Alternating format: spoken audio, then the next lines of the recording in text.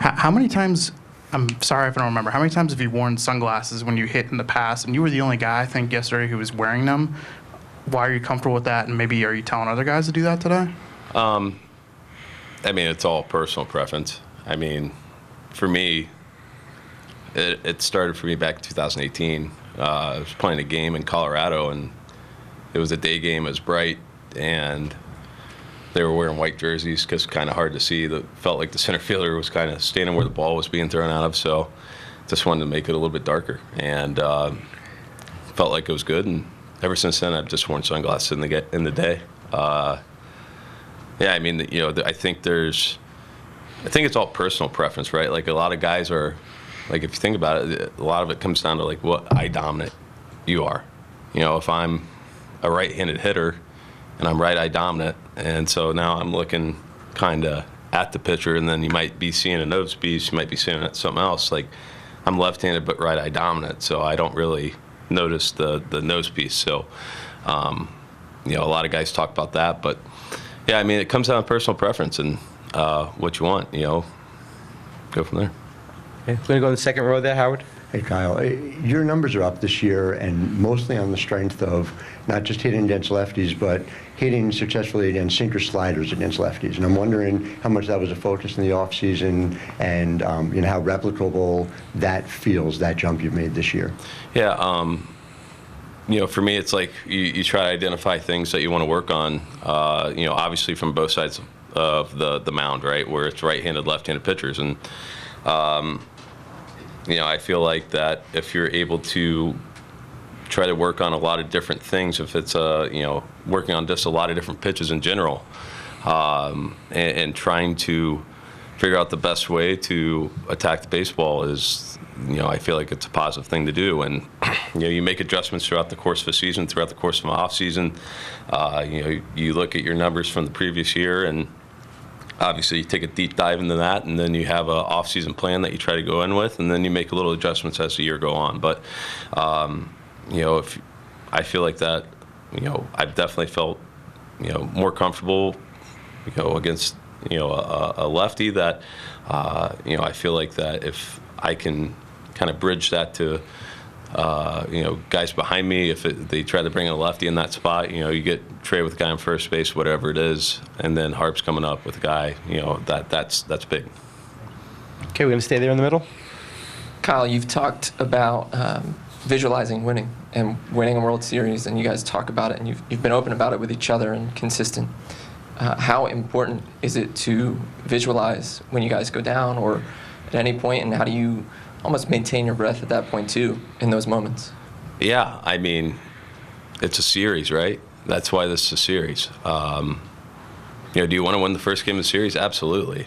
You feel like you have a great performance yesterday from Wheeler, and which was phenomenal, and we just weren't able to finish it, and that's baseball sometimes, and that's why this is a series. You got to put the pieces together to figure out a way to win 3 games. And, would it be great would it be great, I guess, you could ask them on the same side that, do they want to, sweep? They want to sweep us, I'm sure. They want this thing to be over quickly as they can. But also, too, like, this is a series. We got to figure out what we're going to do, and we got to respond today and see what happens. And if we go out there with a win, now we're split 1-1, and we're going into New York and piece it together from there. Okay, next question. Is that right here in the front row? Hi, Kyle. I was going to ask something similar. As a hitter, it seems like in the past you share whether you get no hits or 3 hits and 2 home runs. It doesn't matter if the team wins. Similarly, whether you win or lose the game, you can isolate that as you're allowed to lose 2 games. It's about how you construct a series, and however you get there, that's really what matters. So you don't get too discouraged if something doesn't go the way you want.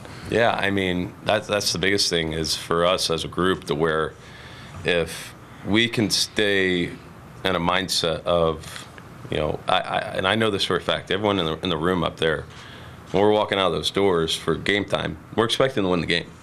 And you got to have that mindset. You got to have that mindset that we're going to go win a baseball game. And you know what? This is baseball that you could feel like that you had your A stuff and you get shut out, or you had your D game and you just won 10-3, right? Like, that's how this game is. And for us as a group, we have to be able to still have that up here. And when we walk out for that game today, have our plan, have our approach, have the discipline, and go out there and play our game, and we're going to take the result at the end of the game. Okay, down here in the front.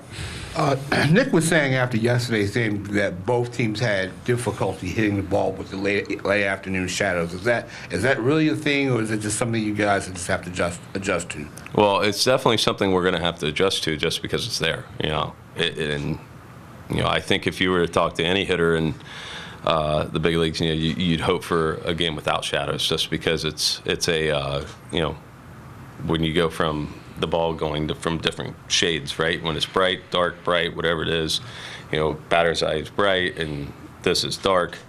It can make it difficult, but at the end of the day, also it's both teams got to do it, and for us, we got to be able to adjust to it and go from there. We played 4:00 games here before, and for us, we just got to find a way to get it done. And ideally, would you want to play in a shadow game?